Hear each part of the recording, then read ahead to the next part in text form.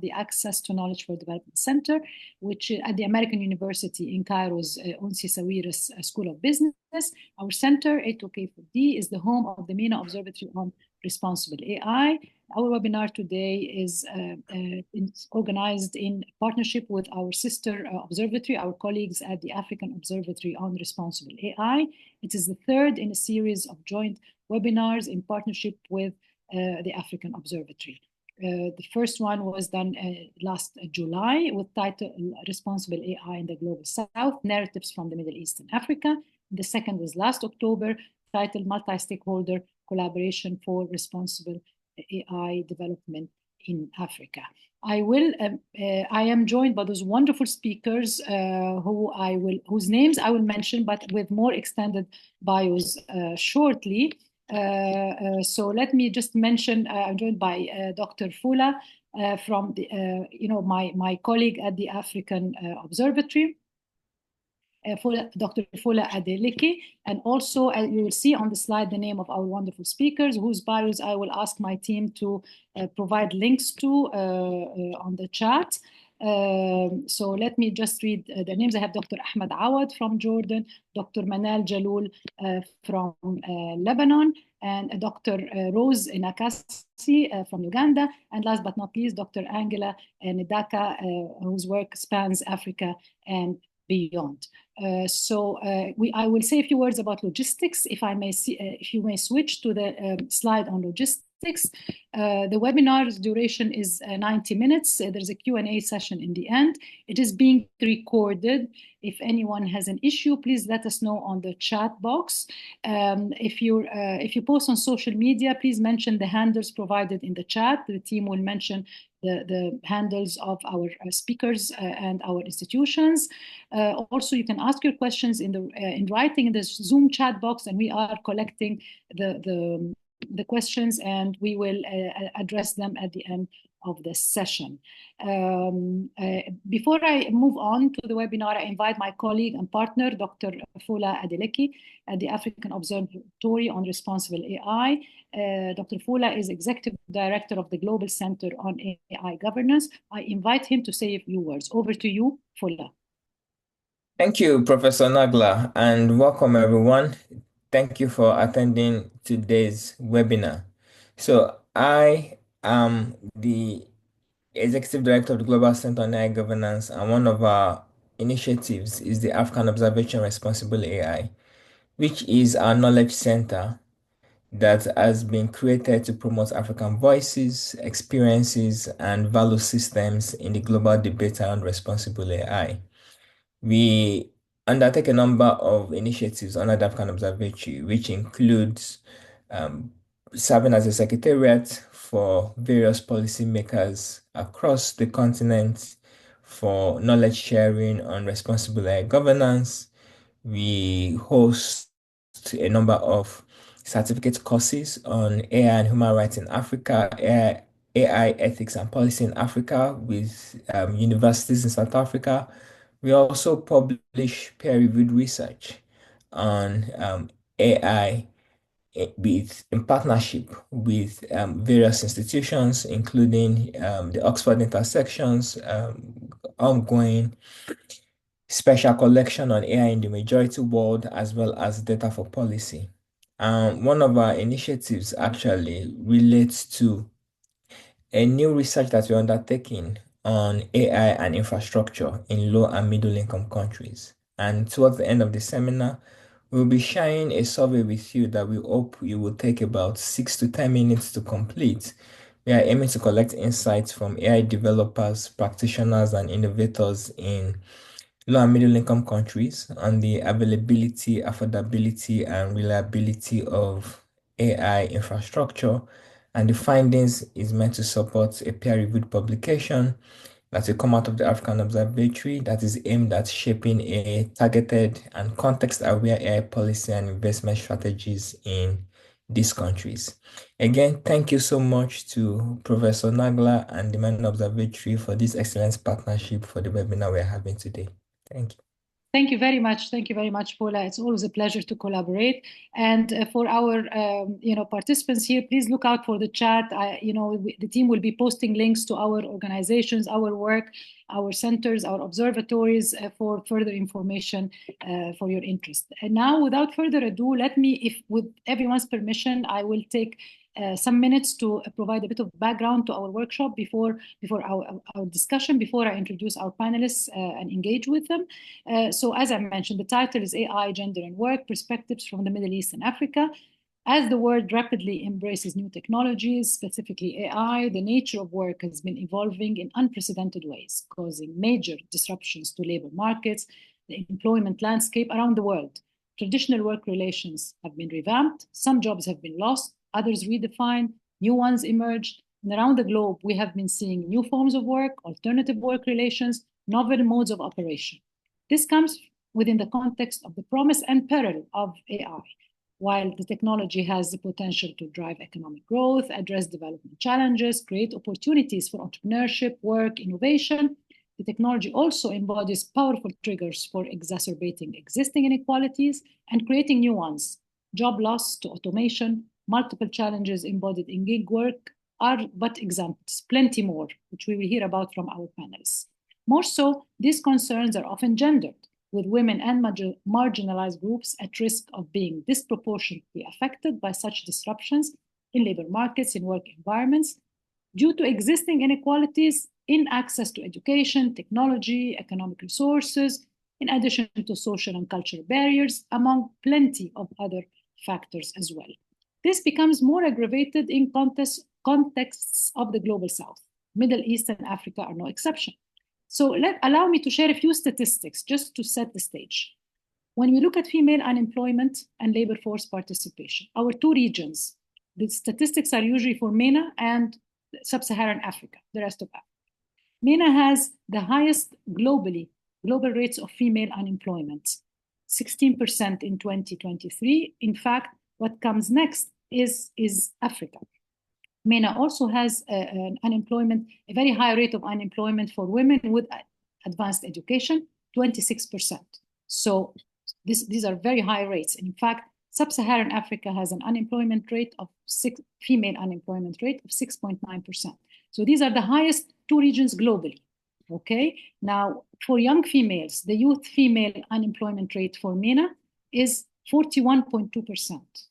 For Sub-Saharan Africa is 11%, which is way less than MENA's, but post-COVID, it became a lot worse, even worse than what it is for males. So there is a deterioration in the situation of employment for young females. The figure for youth not in education, employment, or training, commonly known as NEET, in MENA, for young women, it was 44.2%, more than double that of young men. And for Africa, the quoted figure is 27%, compared to almost 17% for males. These are regions that are predominantly young people. MENA, the figure is 47% of the population are less than 24 years of age. And in Africa, more than 60% of the population is of age 25. So when we think of the future of work, this is the future, right? Of course, our regions are, predominantly there are informal work, informal sectors. 62% of employed women in MENA are in informal employment. The figure for Sub-Saharan Africa is 92% of total female employment is in informal employment, 83% of total female non-agricultural employment. Of course, the gender digital divide is known. May that be in internet access or access to mobile phones. Again, the gender digital divide in Sub-Saharan Africa comes first globally, then MENA comes second in terms of gender disparities in internet access. The figures are there for males, females, Arab states, Africa, may that be for mobile phones, for internet. Always males, are higher than female figures. Yet there are some rays of hope. Actually, when we looked at the STEM figures for women STEM graduates in the MENA region is 57% of graduates are females. In Africa, 47%, and the global average is 35%. So we have, impressive rates of graduates of STEM education. The workforce, the global figure that we have, were able to reach is 29% of working in the science labor force. The MENA figure is 40 and Africa is 30. So what does that mean for all of this means for women and work in our regions? We also checked out technology and entrepreneurship. In the MENA tech ecosystem, a figure of 34% of entrepreneurs are women, a rate which is believed to be much higher than in Silicon Valley. And despite these growth trends, women still remain underrepresented in technology in the MENA region. In Africa, another statistic, around 3.2% of fintech firms in Africa are founded solely by women, double the global average of 1.6%. The IFC estimates that Africa has the highest rate of female entrepreneurial activity globally at about 24%. However, impressive figures do not fully translate into the startup and tech ecosystem. Given this context, and considering AI, gender, and work with plenty of challenges, maybe some opportunities in our regions, a number of questions arise. How have AI and new technologies impacted women's livelihoods and works, opportunities, and challenges? What opportunities are created and what challenges remain? How can women be better prepared for the changes that are taking place? What is needed in areas of education, skilling, training? Can AI and new technologies, algorithms, be more inclusive and offer more equitable opportunities for women? How? What is needed for this to take place? How can we design AI systems that empower rather than exclude women in the workforce? This and more are questions we're going to look into and discuss with our wonderful panelists, who I am very honored and proud to present in alphabetical order of the first name, if you allow me. In Egypt, we always go by the alphabet of the first name. So I'd start by Dr. Ahmed Awad, founder and director of the Phoenix Center for Economic and Informatics Studies in Jordan. Dr. Ahmed works in the intersection of human rights, political and economic issues. He was recently honored by the Office of the High Commissioner for Human Rights as an exceptional defender of human rights on the occasion of the 70th anniversary of the Universal Declaration of Human Rights. I'm also joined by the wonderful Dr. Angela Ndaka, co-founder and CEO, Center for Epistemic Justice. She is a leading expert in AI ethics and gender, focusing on integrating feminist perspectives into AI development. She is dedicated to diversity, equity, and inclusion, and advocates for inclusive and ethical AI technologies. She leads research and policy initiatives in Africa and beyond, addressing the impact of AI on communities, ensuring responsible innovation. She is a Woman in AI 2023 Awards winner and one of the top 100 women in AI ethics. Dr. Manal Jalloul comes next in the alphabetical order of first name, founder and director of AI Lab, NVIDIA Deep Learning Institute, American University in Beirut, Lebanon.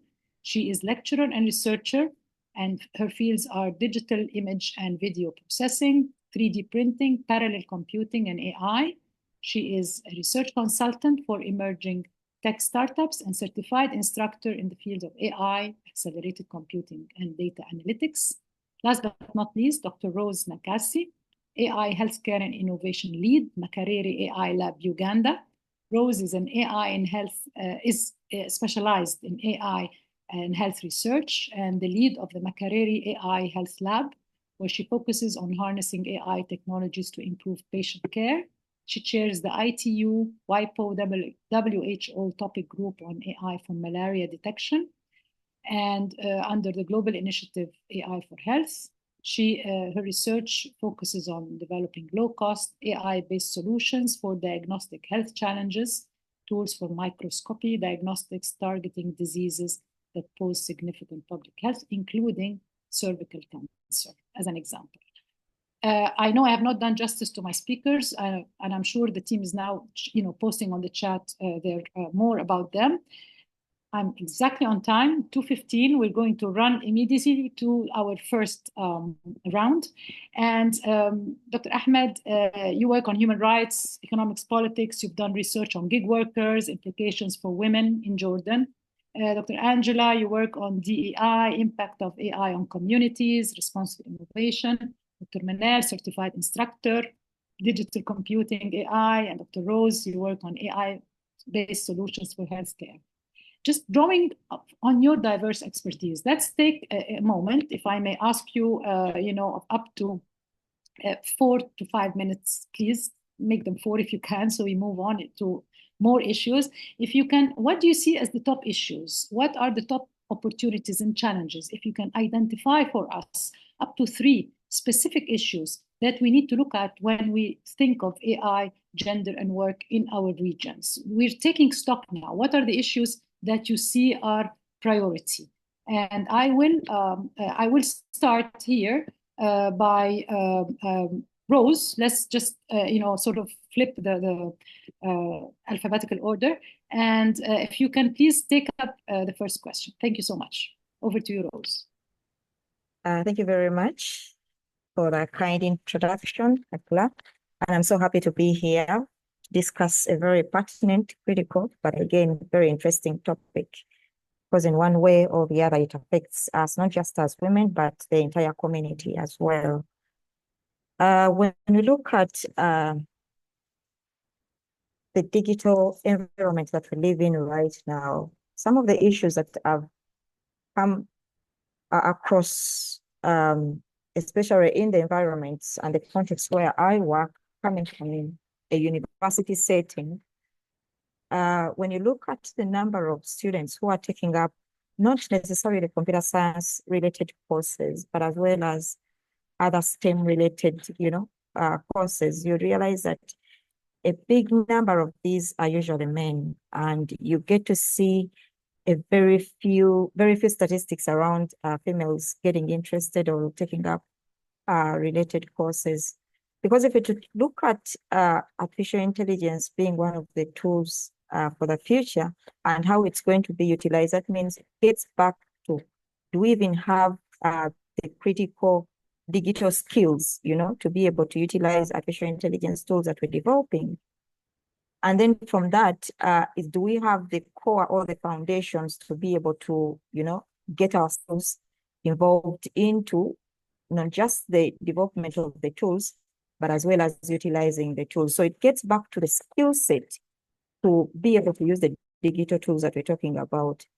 And you'd realize that much as the statistics are actually showing that more than half of the college graduates are actually getting involved, but still when you go on ground and like you highlighted, what is the, ground statistics and how are these quantified? So you'd realize that again, there is a very big gap, not just to the study of the STEM related courses, but also in the utilization of some of these digital tools. So that means that when you just oppose it to context, you realize that there is a very big digital divide between our counterparts, the males, and on the other end, the females. So that's one of the major hindrances that we're seeing, especially in the digital environment.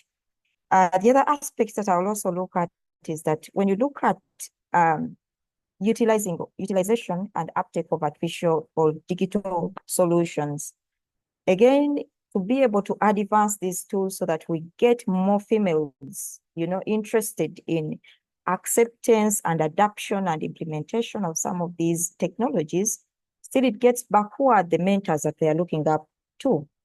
You'd realize that most of the females are in the workforces, but we lack mentorship and leadership to be able to, act as a platform for girls out there to grow an interest, to get mentored into, getting into some of these fields. So we need to have advancements of women getting into leadership, especially into the digital economy, to have figures that they can look up to gain that interest, to know that, okay, there is so-and-so who is actually done some tremendous work and impactful work out there.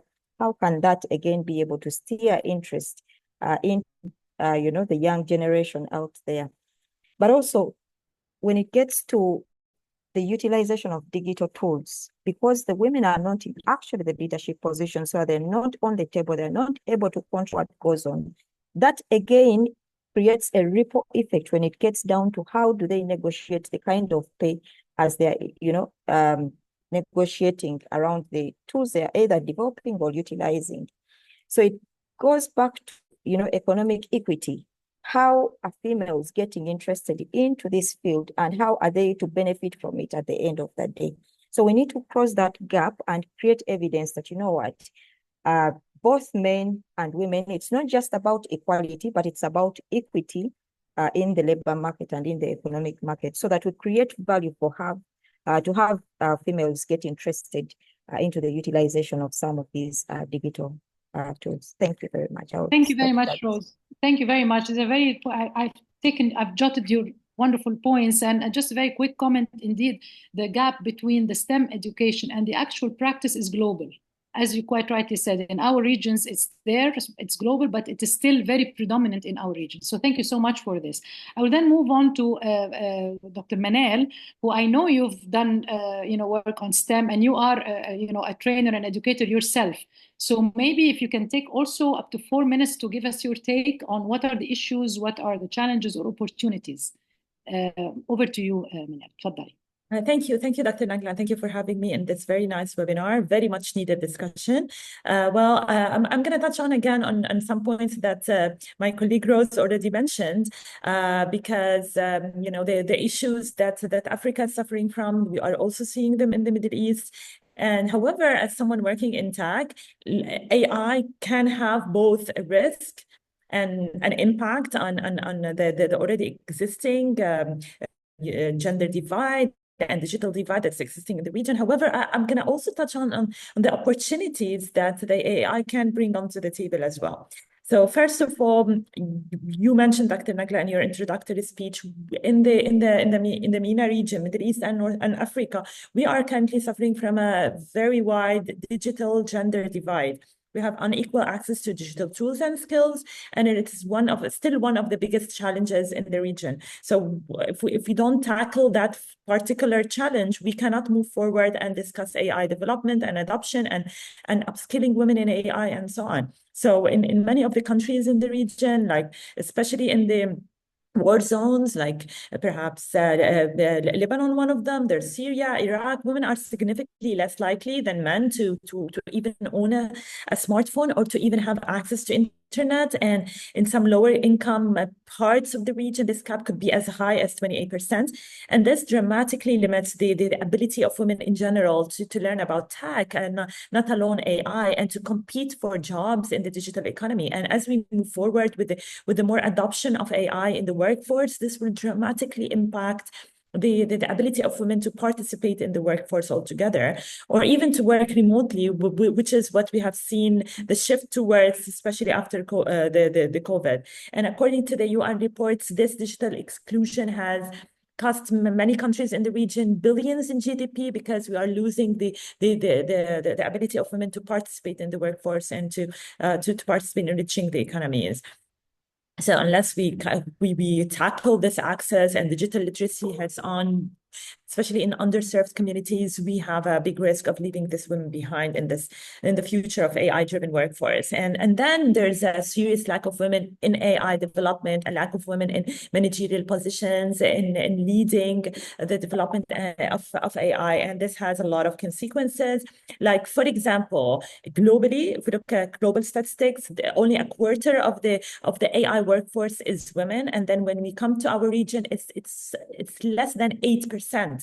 Which is very, very low. And what this will cause, if women are absent from tech teams, the tools that these tech teams will be building will often reflect the unconscious bias, the already existing bias, and perpetuate that bias even more. And for example, globally, we're seeing examples of facial recognition systems that struggle to identify women that have a veil, for example, or women of color, because the data weren't inclusive of them as well, or hiring algorithms that favor male candidates and so on.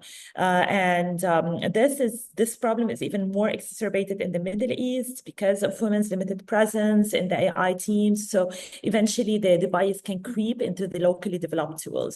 However, on the other hand, I want to be a bit bright and mention the opportunities. There is opportunity. AI and digital platforms are helping women at the same time overcome barriers related to mobility, to family responsibilities, traditional workforce constraints.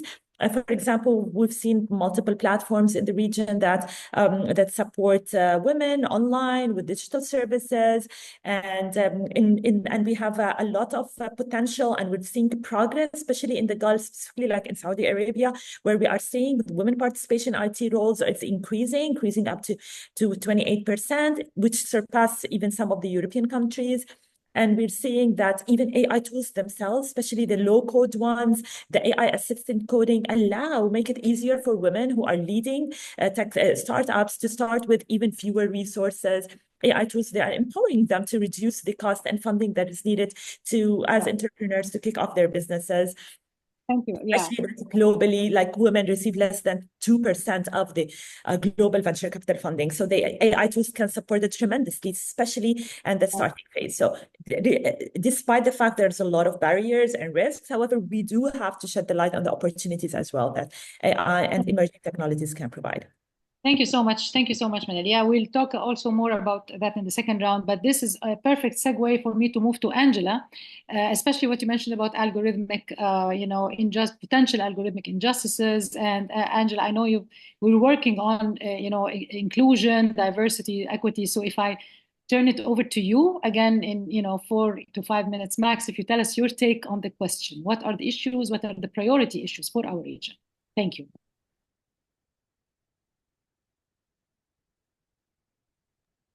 All right. Thank you so much for allow me not to put my picture on board because I'm working in a very low light space. It's in the middle of the night here, so it's okay. Okay. It's okay That's with fine. you. But I have three things or three dimensions that I want to look at the issues about AI and women. And one is data, the other one is replaceability or replaceable skills, or where female are not dominating, or where women are dominating, and the space of gig work. Now, women statistics that were raised by Nagla, and I don't want to repeat about how many business owners we have in terms of women, but the question that I'll throw back is, of these businesses, that if we have so many businesses, like 24% in sub-Saharan Africa, what kind of businesses are women owning? Most of them are in the informal sector, and that is what data speaks about women.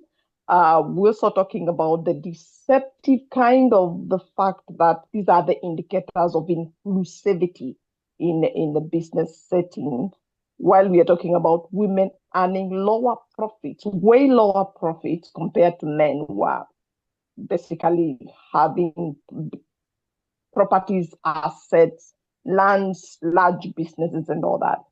In the labor force, we have witnessed that women were like at par in sub-Saharan Africa with men, but there's been a decelerating kind of a trend in terms of how women are enrolling and remaining in the labor force. And those are statistics. That is data. And this one is brought by different factors like maternity breaks, marriages, family dynamics, relocation, sickness, care.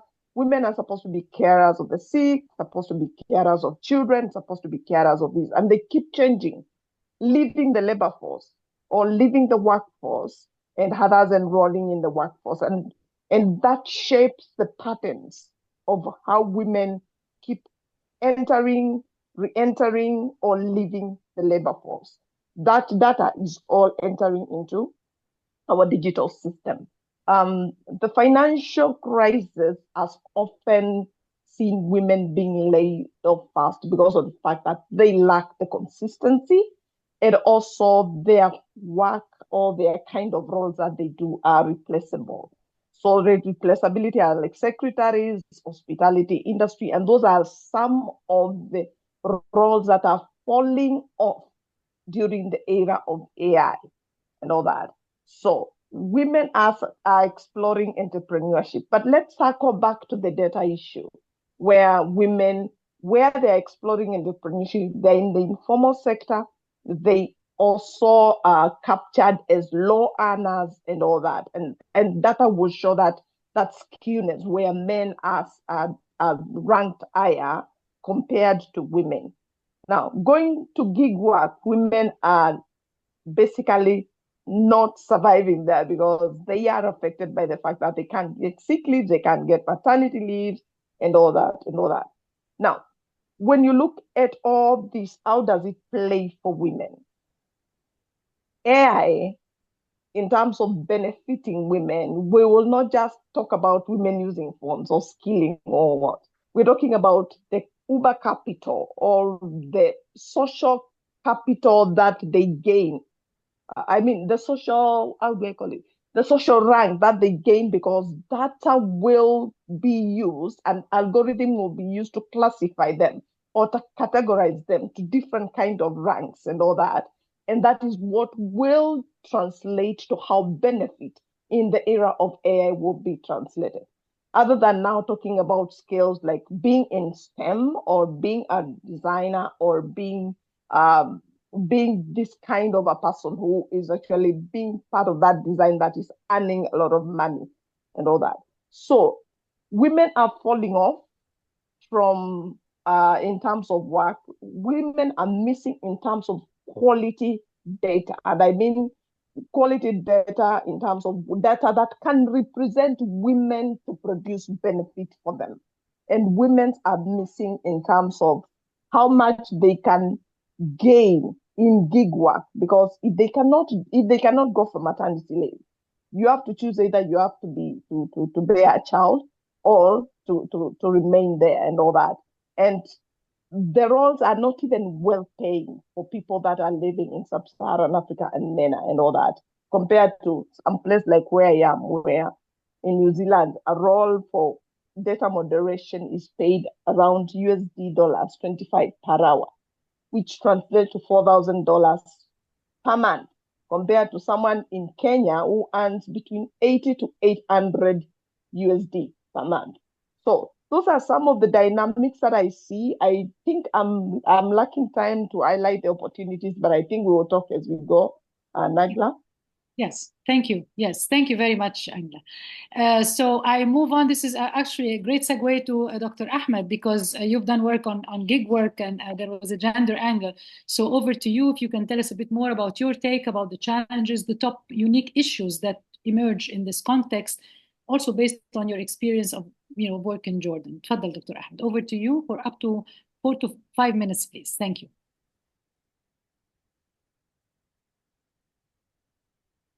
You are on mute, Dr. Ahmed. You are on mute. Can you unmute yourself? Thank you. Sorry. Thank you, Dr. Nagla, for your team. It's okay now, huh? Yeah, my intervention, my talk will not far from what the ladies who preceded me presented, but based on the empirical and field studies we conducted here in Jordan and other regions, other countries in the region. Yeah, I will focus on up to 3 main challenges and up to 3 main opportunities. Mainly, we found 3 main gaps, 3 main challenge issues we see in Jordan and the Arab regions. First, unequal access to digital tools and economic opportunities. Then weak labor standards and social security, and risks to safety, dignity, and privacy, especially for women.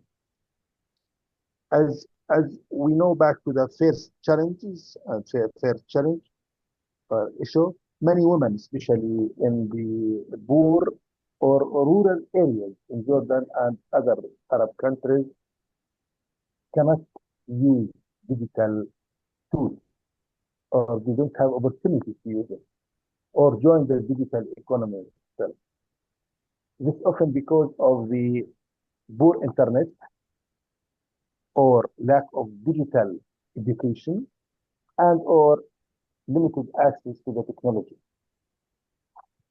As a result, they miss out on new or modern jobs and that need technology skills. So this is one of the main challenges they are suffering from. So majority of workers in Jordan, for example, staying, residing in the main cities.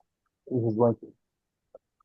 The second thing, new jobs created under the umbrella of the technological advancement and AI, for example, platforms or gig economies.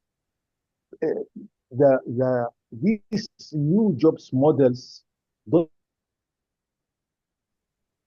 employers. So most of workers in this field are suffering from lack of decent work conditions, especially social security.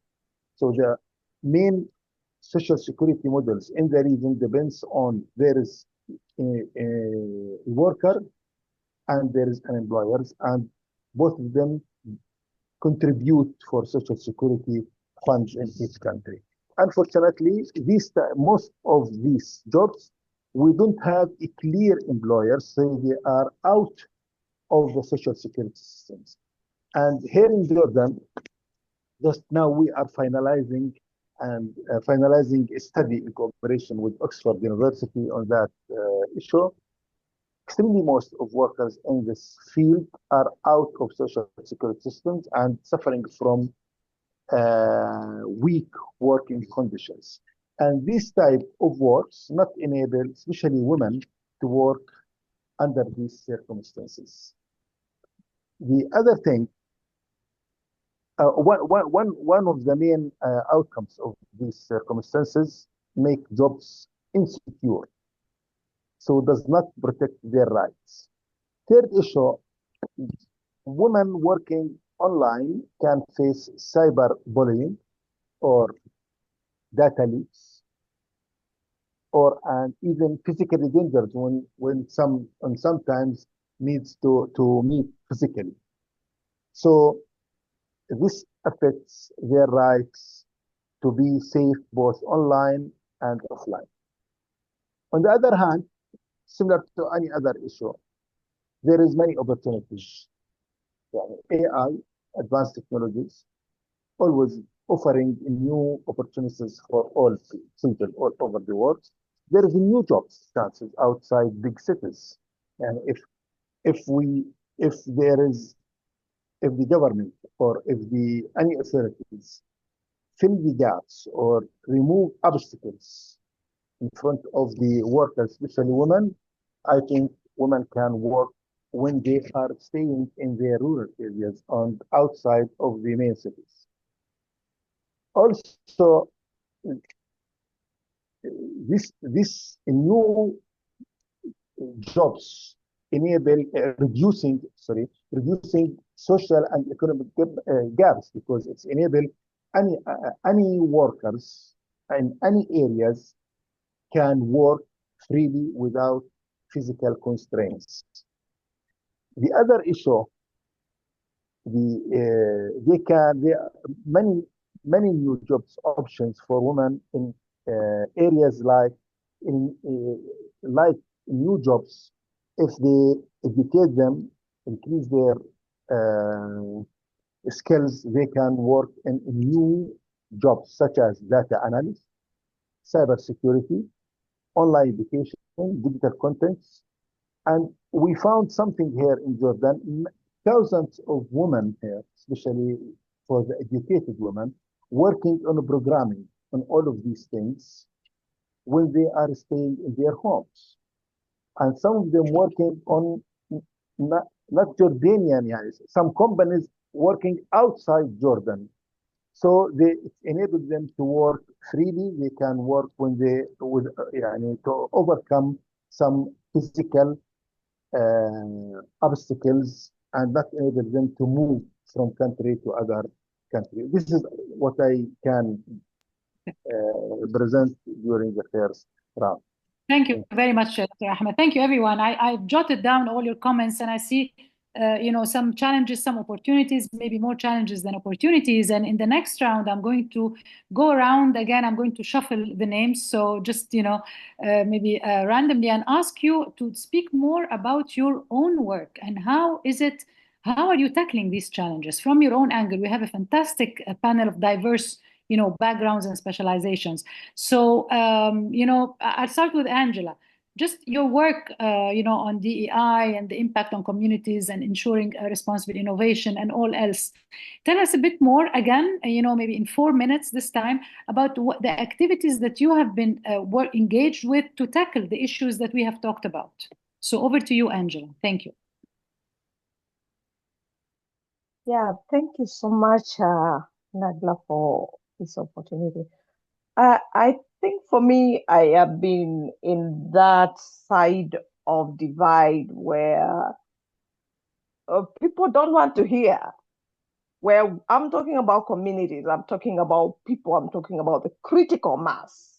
Because when you listen to our conversation here, we have been talking about very much about tech developers, women becoming tech developers, but we have millions and millions of women, and very few are only going to become tech developers. Don't mistake me.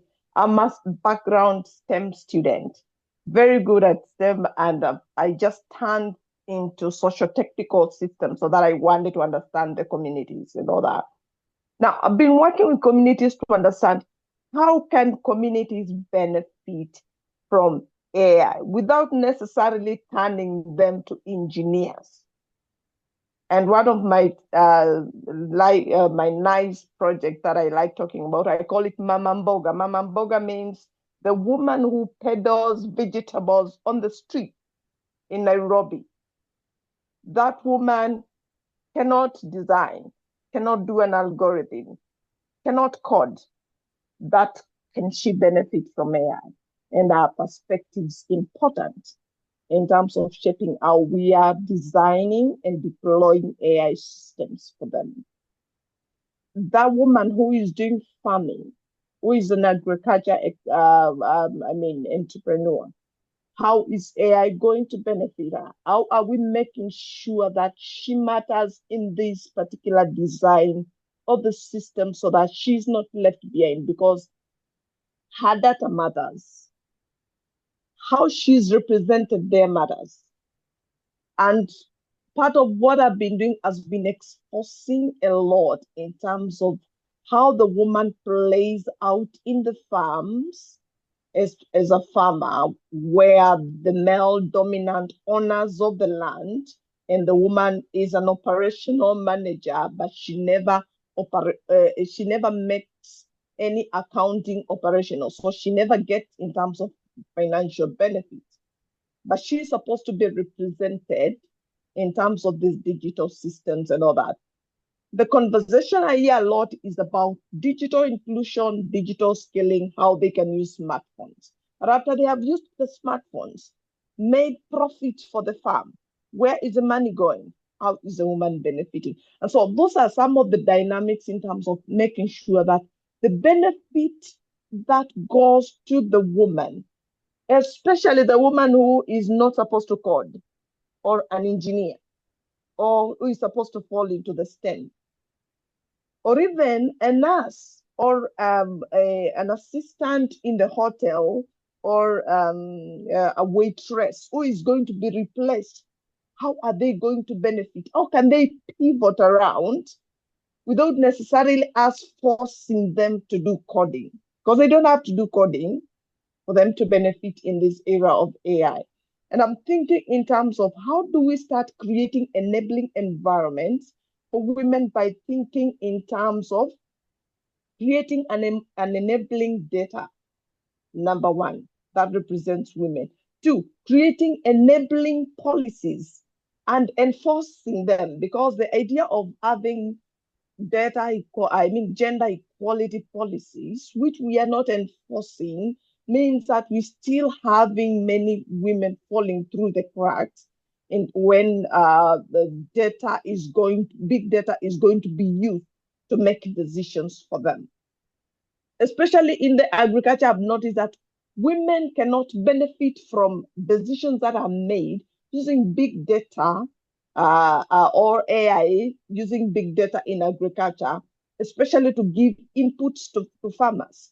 Because if I don't have a farm, if I have a small farm, I'll get smaller inputs. If I don't have a farm, I'll never be allocated any.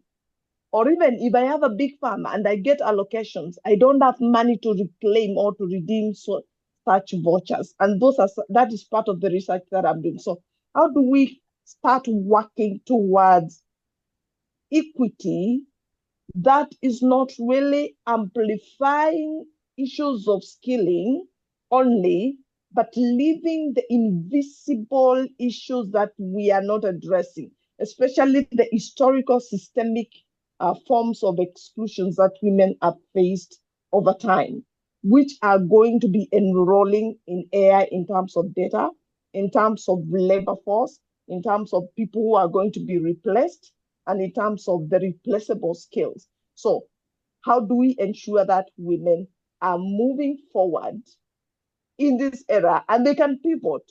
Because definitely from where I stand, there are populations that are completely going to be submerged if policies are not going to be worked on. So there's an opportunity in terms of working on the policies. And there's an opportunity in terms of creating enabling environment in terms of money and productive assets for women. Thank you.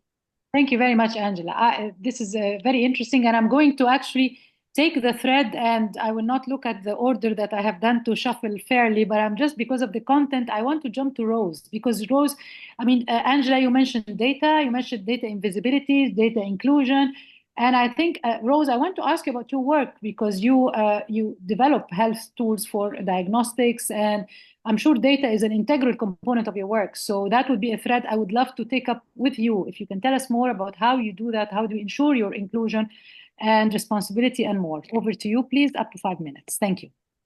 Thank you very much, Nagla, and I'll take you back to the experiences of the work that we're doing here around one of the signature projects from Ocular, where you're curating data for diagnostics for malaria, cervical cancer, TB, name it, and also surveillance. So for us, what has worked for us is, first of all, to be able to communicate the solution that we're working on, so that the communities out there, be it men or women, are able to understand that. One of the biggest limitations that we had in the past is that artificial intelligence, when we had just started the work that we're doing, most of the people never actually knew what even artificial intelligence actually is. So one of the things that we had to think about is, how do we communicate artificial intelligence and its benefits so that it gets to the communities to know what is the value proposition that artificial intelligence is actually bringing to our table. Not necessarily just to do diagnostics, but what is it, and how useful is it going to be? So when it gets to now going back to the communities, as my colleague has already alluded to, is that some of the communities actually don't even understand English. So you'll have to be able to communicate the benefits of artificial intelligence, of what it is, in languages that they are able to, relate with and understand the message. So it was a way of actually using artificial intelligence to communicate artificial intelligence so that the value is actually picked out. Now, going back to the aspect of data, and we do collect data.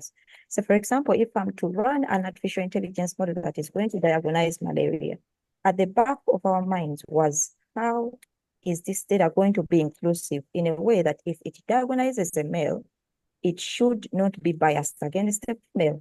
So we had to incorporate in quality checks and audits around the data, not just the data, but also the entire pipeline of the development of some of these tools. From the data, do we have data checks? Do we have quality checks of whether there is actually any kind of bias related or built within the data? And there therefore needs to be a skill set that is able to actually detect that. When it goes back to the analysis and the validation, do we have a strong and robust framework that is able to actually evaluate and validate that whatever results the artificial intelligence model is actually giving out is non-exclusive and is not exacerbating any kinds of bias. And those are some of the things that we're trying to incorporate within the development.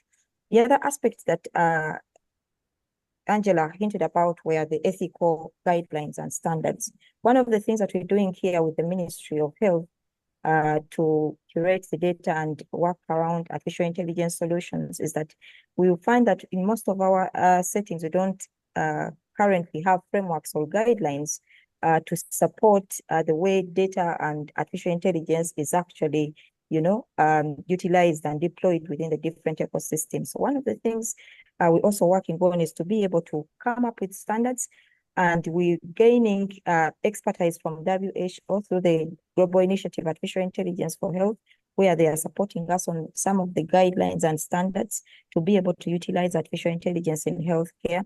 And what these actually stand out for is, can we be able to check bias? If there is any kind of bias, what are the matrices that are standard and as a fit for any healthcare solution in terms of accuracy, in terms of how the results are actually communicated out to the different patients. So in a way that whatever solution that we're developing is actually communicated and deployed in an ethical manner. Because we believe that when we're talking about artificial intelligence, which is one of the emerging technologies, one of the core aspects that we have to build strongly about is the build-up of trust.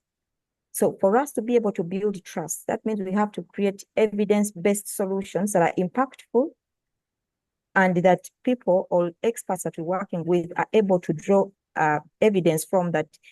Where if a technician has been taking over 30 minutes to look at a slide and then analyze it, can he be able to reduce that time to something like 2 seconds, so that what has been a very big burden or a very big number of patients coming to the health facilities, sometimes going without a clear diagnosis because the numbers are huge, we're looking at the value that actually the artificial intelligence is providing. And I mean, that is one way, not only for women, but the entire population here. And those are some of the solutions we are trying to look at to develop the tools.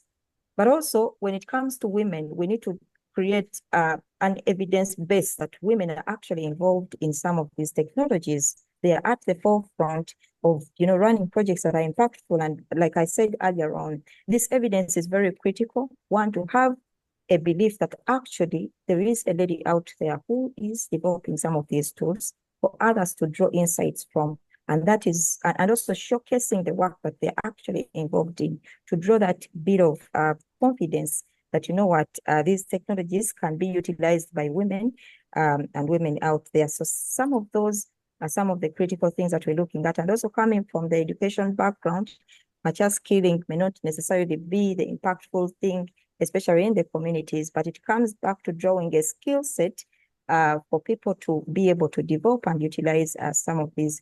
And what we're doing right now is to have an inclusive team in terms of the people that are developing the artificial intelligence tools to the communities where we go. So the composition of the technician team, we always advocate to have women on team so that they can be able to get the soft skills out of the tools that we take to the field. And these data become the ambassadors for the artificial intelligence tools that we're developing and amplify the voice out there in the communities. Thank you. Thank you very much, Rose. I'm going to take that thread and I'm going to turn to my colleagues. I mean, you both have alluded to women as, not sure I want to use that word, but not necessarily as makers of the technology, I don't know, subjects of the technology. So many of us, we work with technologies that we did not develop. So my question to Dr. Ahmed would be, about the women as users or as, being not technology developers, and then I'll move to Manel for the technology development. So my question to Dr. Ahmed is, specifically, you are a human rights expert, and how do you, from your field, you've done work on women gig workers, and you've seen the challenges they go through, and they certainly are not makers of these algorithms or these technologies. So how, from your work, how do you move forward from the great findings that you've done, and we've had findings in Egypt as well, how do you take that forward to engage with the human rights lens for women's human rights and inclusion as workers with work that is based on those technologies? So over to you, up to 5 minutes. Thank you for this question. My answer is education, education, and education. The organization I'm working on is a think tank. We are focusing on this field on specific issues regarding to filling the gaps between men and women. Uh, People live in the main cities and in rural areas, far areas.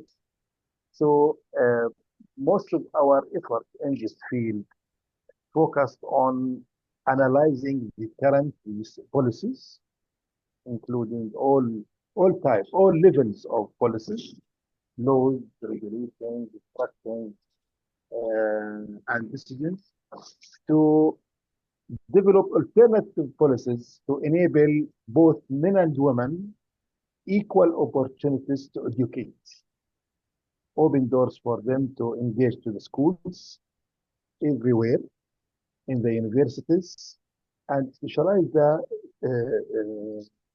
majors in the universities. And one of the good signs here in Jordan, when we analyze the students at the universities on the IT, on the universities, in the IT colleges, are women, mostly 60 to 65%. And when we analyze the number of or workers in the IT companies here in Jordan, and IT companies not working just for the purpose of the business sector here in Jordan, they are working at regional and international level, they are women. I don't know why, but I think, as you know, programming needs concentration, need focusing, and I don't want to repeat what I am saying always. Women are more focused, more concentration on their works, and they can stay in the companies and the business enterprises, and they can invest on themselves to promote and improve their skills on that.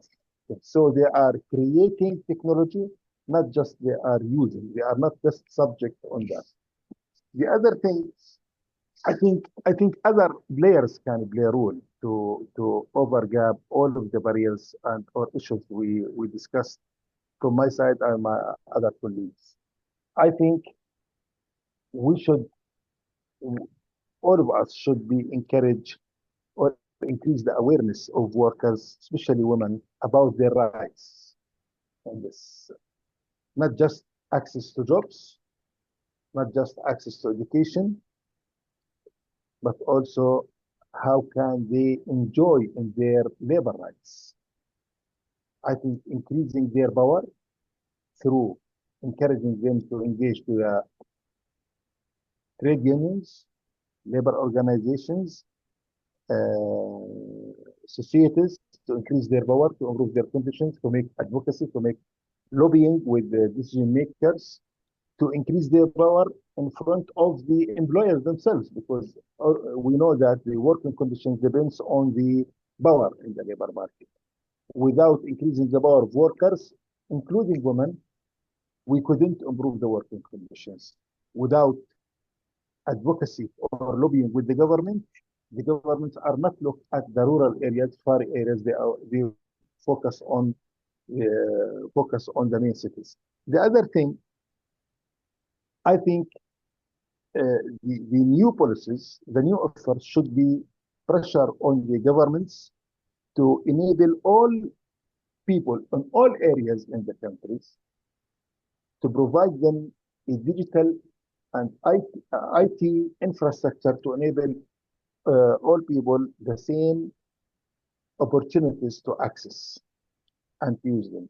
And I think the educational system from the beginning of the educational stages should be advanced, should be reformed to educate the students in the early stage, in the elementary stage, or the elementary stage, how to use technology, how to create technology, how to be involved in this process, and to enable them to know the type of skills they need in the future to be part of to be active in the labor market. Thank you, Hope Dr. that's Ahmed. my answer. Yes, thank you so much. Your question. Dr. Manel, I'll turn to you and up to, for up to 5 minutes, if you can tell us, we're talking about skill development, technology skill development. Tell us a bit more about the skills that you developed for women. I mean, what is happening on that front? And if you can also speak to maybe non-technical skills, I mean, what skills of creating the technologies, using the technologies, because that's an important component as well. Over to you, Manel, 5 minutes, please. Thank you. Thank you. So on this particular question, I'm going to reflect back on my experience in AI Lab. So we are a consultancy and training firm, and we are specializing in AI. We partnered with NVIDIA in order to provide and bring up their NVIDIA hands-on workshop in bringing and developing state-of-the-art AI technologies here to the Middle East, because there is a widening gap between the East and the West in terms of the capabilities of developing AI technologies. So us in the Middle East are mainly consumers of the technology, not really the developers. So it is essential that we upskill the developers here in our communities and empower them to start attacking the problem and building solutions and tools and adopting them and so on. So this is what we're doing by bringing in the NVIDIA component and the state-of-the-art technologies. But however, aside from that, at AI Lab, we are also building customized training programs that aim to upskill people across different job roles on even non-tech people in AI, because I think this is what is needed right now. People from different industries need to learn the AI tools that they can use in order to accelerate their work, improve their productivity, boost their efficiency, or else they're going to be left behind. And unfortunately, at this level, the women, unfortunately, will happen to be the first ones to be harmed from the adoption of AI. So we are offering these training programs to non-tech people across industries and different job roles to learn about AI. We've partnered with several NGOs in Lebanon, offered these training programs to entrepreneurs, and what we are seeing is that surprisingly, the majority of the attendees, more than 90%, happen to be women. So, and this is very nice statistic. We see that women are very excited to learn. They are eager to improve, eager to build up their skill set, especially even if they are professionals in their fields, not only students and the young generation. So this brings in as opportunity, and I feel very happy to see that that women, at least here in Lebanon, the women I'm interacting with are very eager to learn and curious about AI and want to learn about the technology and adopt it, even though they are from an outside non-technical field. So we have architects or designers or marketeers, content creators. We are across different job roles, sales, who want to learn and adopt the technology, and they feel the urge to improve their skill set, because this is very important. Bridging the skill set gap that we have in the region, especially among women, is a major issue, a major challenge, and we put the right efforts in order to bridge it. That will bring us closer to our goal in order to bridge the gender gap. Now, aside from that, I'm also striving and collaborating here in Lebanon in order to finally build up our AI national strategy, and by incorporating the needed policies in order to support women into the tech field, support tech incubators, support the training programs, and even support introducing AI into K-12 education. And this is some initiative I've done throughout the past year, is to collaborate with schools across Lebanon in the K-12 education in order to start integrating AI in the classroom.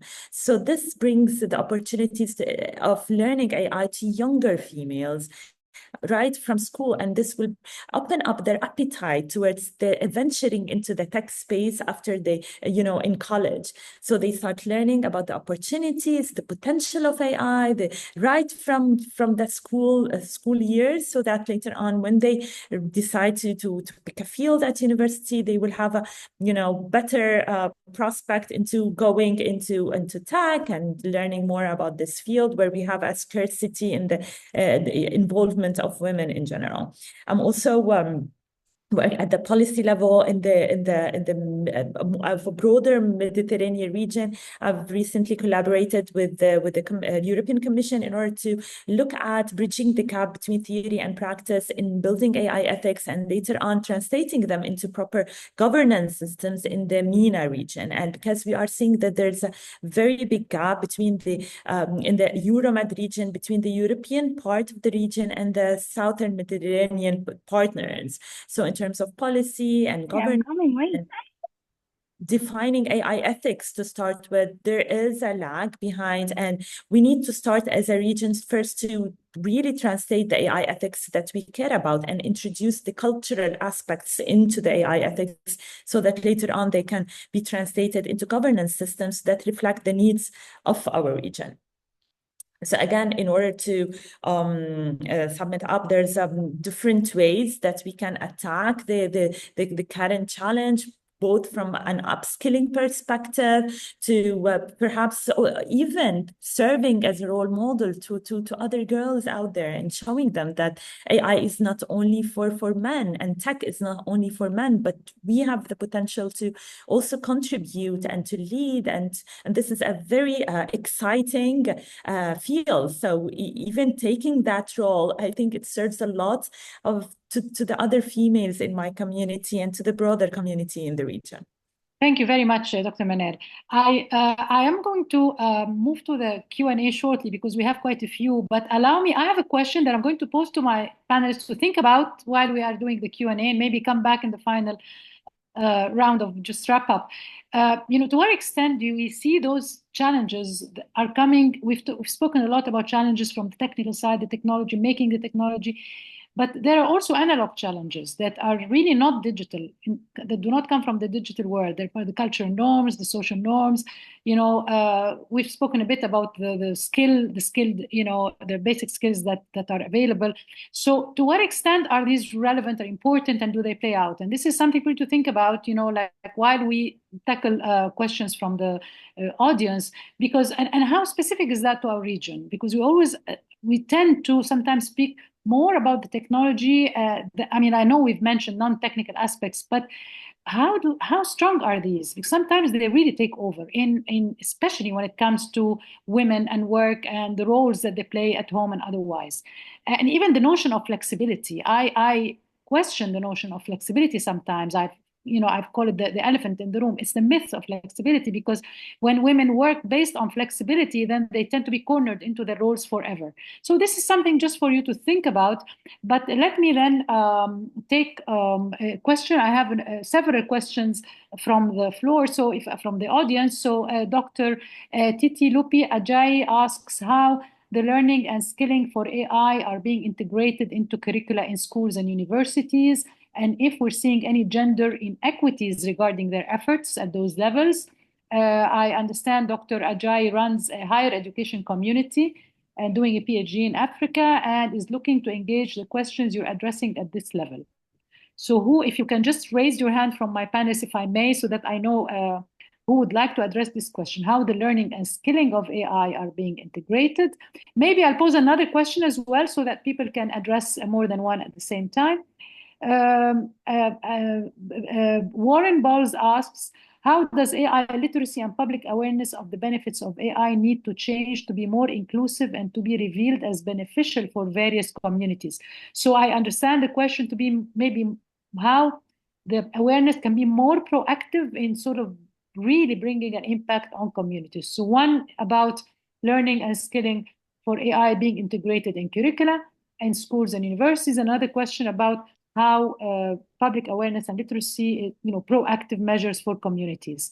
So who from my panelists would like to, Manel, go ahead. I can only see Manel's hand. Forgive me if I don't. Yeah, go ahead.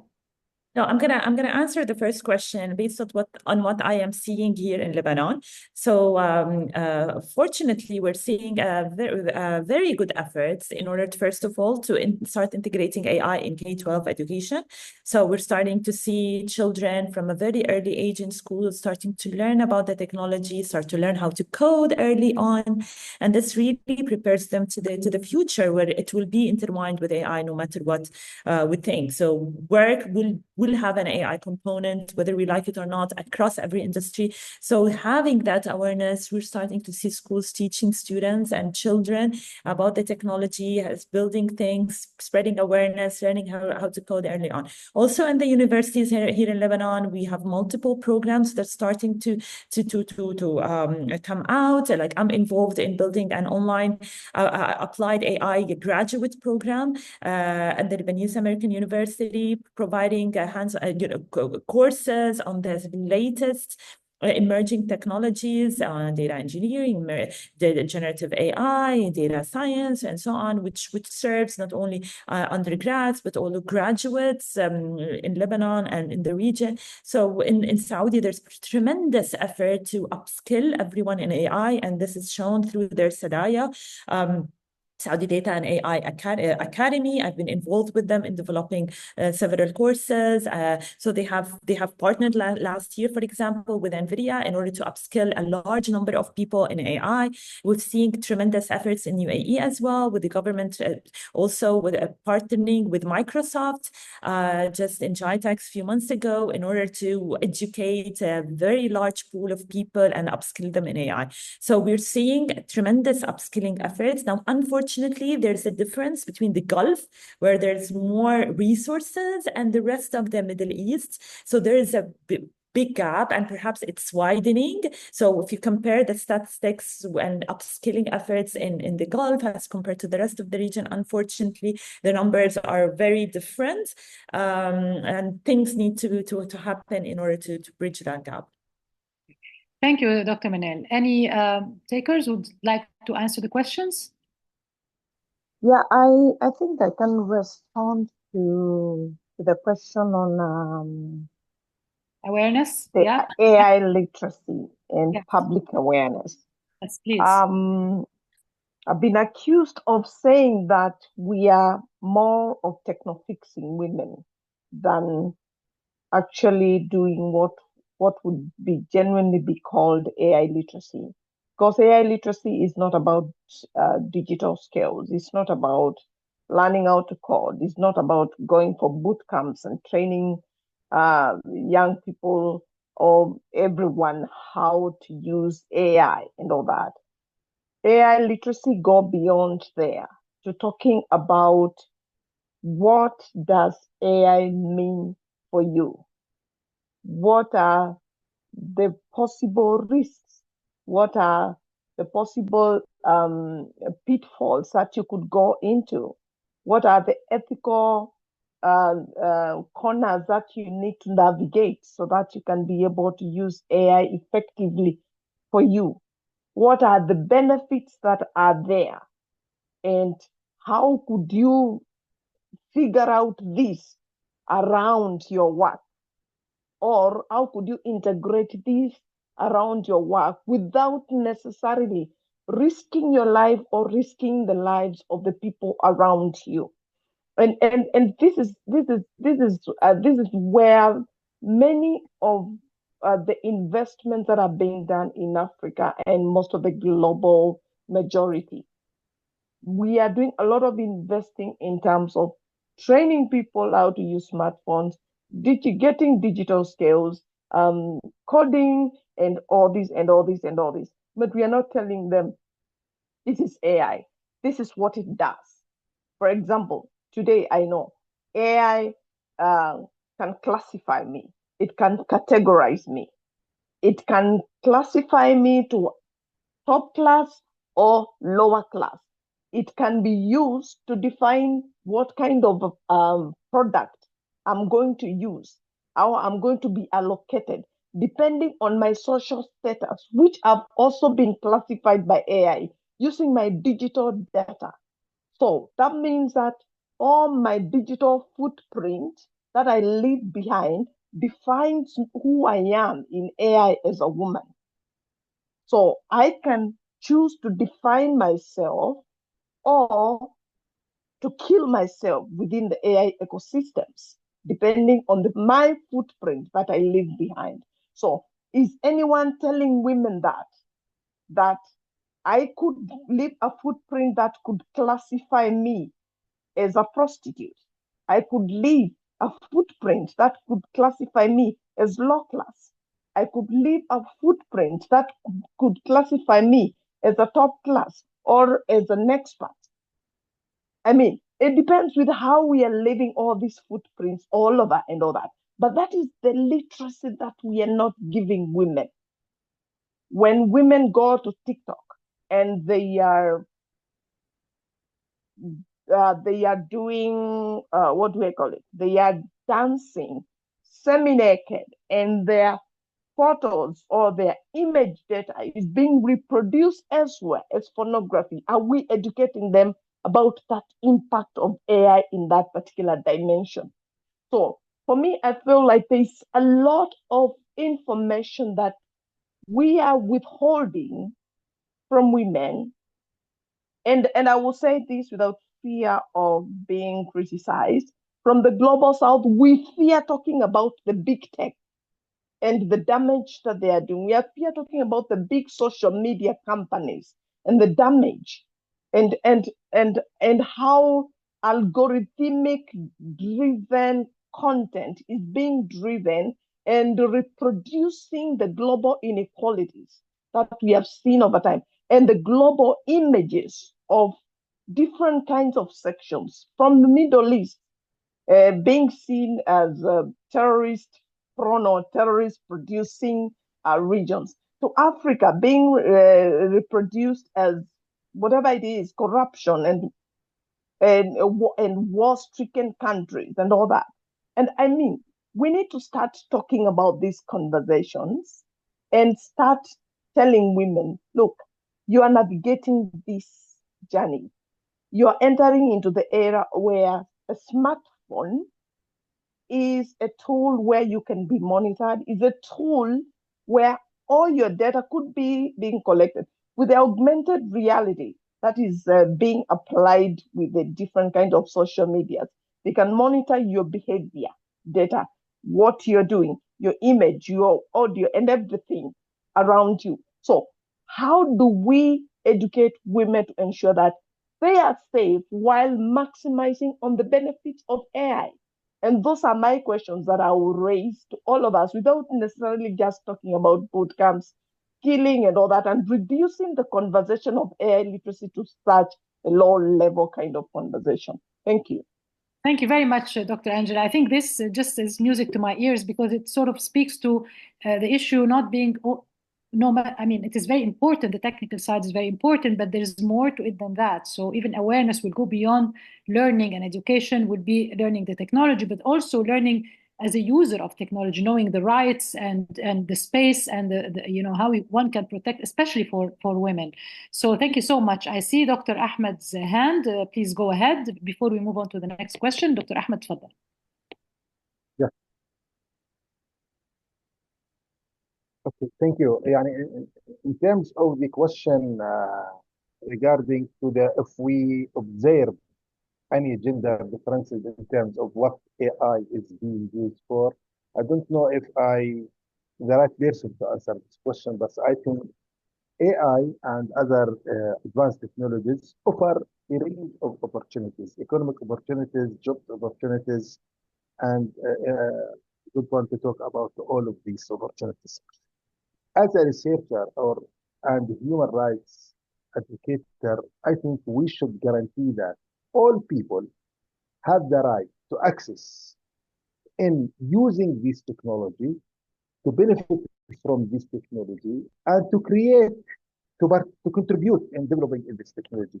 How can we guarantee that? Through our focusing on just education opportunities for all, and guarantee that and pressure on the government and business sector to keep their social responsibility and respecting labor rights based on the local national laws and based on the international labor standards.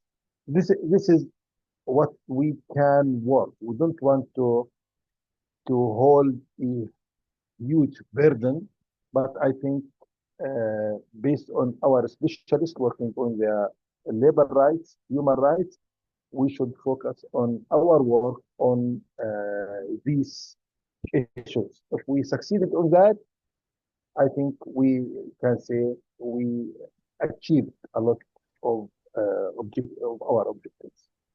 Thank you, Dr. Ahmed. I would just read a couple of questions, and if we can have a round from the speakers, and this could be maybe your sort of closing remarks, a couple of minutes each. There is the question that Dr. Ahmed has just addressed, which is, have you all observed any gender differences in terms of what AI is being used for? In other words, how much would you say AI has so far been used for broad versus gender, brackets, women-specific purposes? And another question maybe is, asks, how can we actively adopt and integrate feminist perspectives? This is an important angle. I mean, I should mention also that at A2K4D, we are the MENA hub for feminist AI. So that's a topic close to our hearts. The question asks, how can we actively adopt and integrate feminist perspectives into AI technology development, especially in key sectors impacting women, such as in health? So these are two questions, and I pose it to the speakers. If you would like to address them and maybe use that to make, closing remarks in a couple of minutes each. So I repeat them again. One from Dr. Ajay again, and I apologize, we were not able to answer all questions, but the two questions here are: one, have you observed any gender differences in terms of what AI has been used for? In other words, how much would you say AI has so far been used for broad versus gender, women-specific purposes? That's one. The other question is, how can we actively adopt and integrate feminist perspectives into AI technology development, especially in key sectors impacting women, such as in health? So I would like to go around the speakers. Rose, would you like to say a few words? And this could also maybe address also the non-technical issue, the question of non-technical sort of analog factors surrounding us in the Middle East and Africa.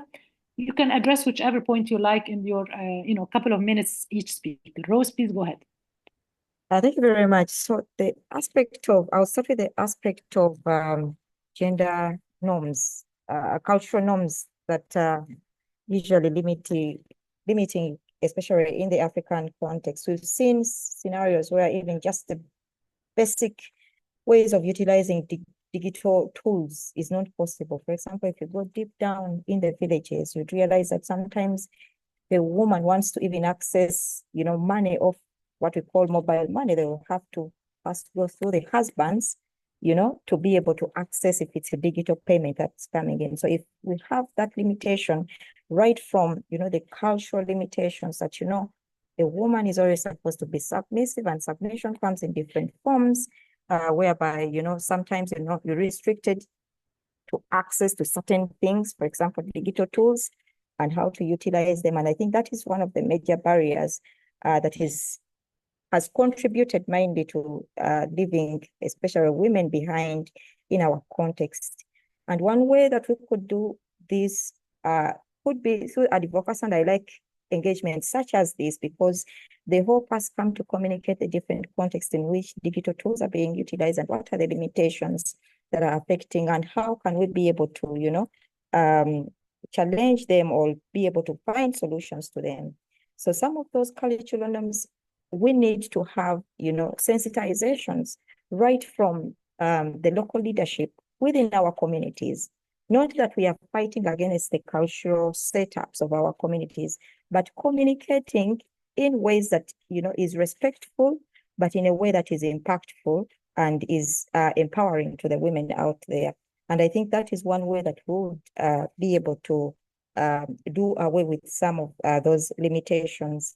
The other aspect that you've talked about is how can we be able to, utilize digital tools to support, especially in the aspect of health, without exacerbating gender biases.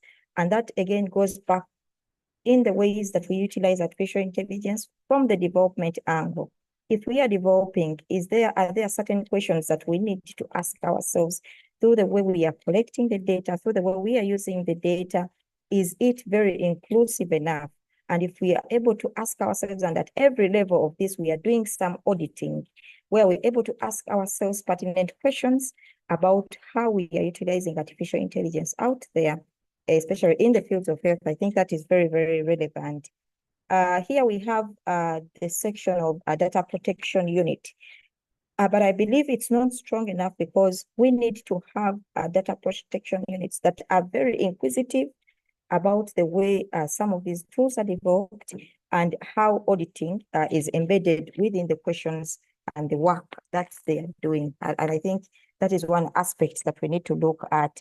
I know there is a long way that we need to go ahead of this and a lot of hurdles along that way. But one thing that remains clear is that we need to develop artificial intelligence that are inclusive enough, that are not restrictive of women, that are empowering. And I know that especially when it gets to the gig sector, you'd realize that sometimes there is even low access of these platforms to women, especially in the African context where I come from. So how will they benefit from such a sector that is growing, emerging but growing? How will they see the benefits out of that? So I believe that if there is a fair and equal access to some of these tools, that is not limiting of who the gender aspects are, both women and men, having a fair share to be able to utilize and access these platforms so that they can get a benefit out of them. But also we need to strengthen the social networks, the different networks at every level. Networks such as these are very critical, but also some of the women out there are not actually able to access these networks. So how can we get involved and integrated into the community level networks where women are involved, so that the word goes deeper down to the communities and communicated well so that they are able to understand, first of all, the rights. And I'm glad that we have a human rights activist on the call to be able to come up with guidelines and frameworks on how we're going to integrate ourselves into those networks of women out there to reach the word further so that they're able to know the rights around the utilization of artificial intelligence and how they are able to participate on the table to benefit from the bigger good that comes out of artificial intelligence. Thank you. Thank you very much, Dr. Rose. I am conscious of time. I'd like to give the opportunity to every speaker to say a final word, like maybe in a minute or two. Dr. Ahmed, let's go around quickly. Go ahead. Thank you. Just to send these messages, I think in order to increase the benefit of the new trends on the technology on the labor market, I think, and increase the opportunity for women, we should focus on financial inclusion to enable all women everywhere to have bank account or digital wallets in order to enable them to work. This is one thing. The other thing, I think we should work to reform the existing social protection systems to enable the freelance workers, including women, to be protected from these social protection. This is the main messages we should focus on. Thank you, Dr. Ahmed. Dr. Manal, I know you have an obligation. I know you're conscious of time. Would you like to say a last word in a minute or two? Go ahead. Yes, of course. Yes, of course. So I just want to reflect on your question, mentioning talking on the analog reasons. So we've talked about a lot of the digital divide, access to technology, the skill gap. However, at the end of the day, they are the cultural norms that serve to be the bigger barrier. And as a matter of fact, AI will not fix inequality. We have to start by fixing our already existing bias. So women in the MENA face a lot of cultural barriers and challenges, like unpaid care responsibilities, which men do not have, social norms that restrict their career choices, lack of access to mobility, even to safe working environments, So we have to look at these issues, and sometimes they're even more important than having a mobile phone or internet connection. And especially in the tech space, like as I said, like this is predominantly a space predominant by men, so dominated by men. So female might feel intimidated to be the only one in the room, in a room filled with men, and so they need to have the confidence to venture into the space. So we need to look at these cultural aspects and these analog reasons and try to bridge them in order to try to bridge the gender gap and the challenges that women are facing in the next era of AI. Thank you, Dr. Manal. Last but not least, Dr. Angela, please, the mic is yours. A couple of minutes, final words. Yeah, while I'm saying my last words, I'm reflecting on the question that you asked on the feminists. How can we integrate feminist perspectives in the AI design and deployment? Let me have a deployment. Yeah, I guess I would like to just say that feminism or feminist perspectives is not about adding women, just adding women into the mix numbers and just saying that they are there, they are represented and all that. It goes beyond there into talking about the power dynamics that are playing out at the design spaces and all that, and understanding how women who are placed in those particular positions are also allocated the power to decide which decision, the decisions that are supposed to emancipate other women in the designs that they are coming with and all that. And that also allowing feminist perspectives also allows other women outside the design space to influence that space by questioning and raising issues that affect them, as well as also other marginalized communities or groups raising it and all that. And for me, my parting shot is to the tech developers that can we allow a space for discomfort? Because I have realized that some of the subjects that are raised to you, they normally get so uncomfortable. And most of the time, we always run into our safe spaces, which are the labs, and hide there. And we don't want to be questioned. And we think everyone is just tearing down the little babies that we are creating in the lab. But no one is tearing that. People are just raising concerns that they want to know whether they can be included or whether they're being included or whether their concerns are being addressed. So creating space for discomfort and feeling uncomfortable is the only way that is going to create tools that communities can accept, that communities can trust. Otherwise, you will create a tool and you're the only one who can trust. No one else can trust it outside your lab. Thank you. Thank you very much, Dr. Angela. This is a great closing words. What remains for me is to thank everyone. Just before I do that, I want to remind you that there is a survey that our colleagues, that Dr. Fula has mentioned earlier. So I trust it's being posted in the chat box for everyone to fill. Let me, without further ado, I've learned so much. I've enjoyed so much the conversation. I just want to thank everyone. So my deepest thanks are to my panelists, an alphabetical order of first name, Dr. Ahmed Awad, Dr. Angela Nedaka, Dr. Manal Jaloul, and Dr. Rose Nakasi. I'm very grateful for your time and for your contributions. I'm also grateful to Dr. Fula Adeleki and the team at the Global Center on AI Governance and our sister Observatory, the African Observatory on Responsible AI. Thanks to the audience, and apologies, I could not cover all the questions. And you have a great audience when the questions exceed the time that is allowed. I also want to thank the team at the African Observatory, Shailene, Melanie, and everyone. And last but not least, my wonderful team at the Access to Knowledge for Development Center.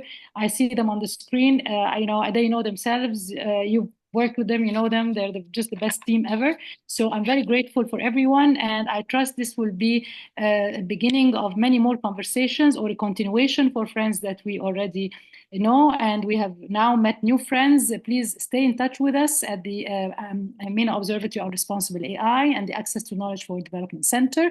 Have a wonderful day, afternoon, evening, morning, wherever you are. Many thanks. Thank you so much. Bye-bye. Thank you.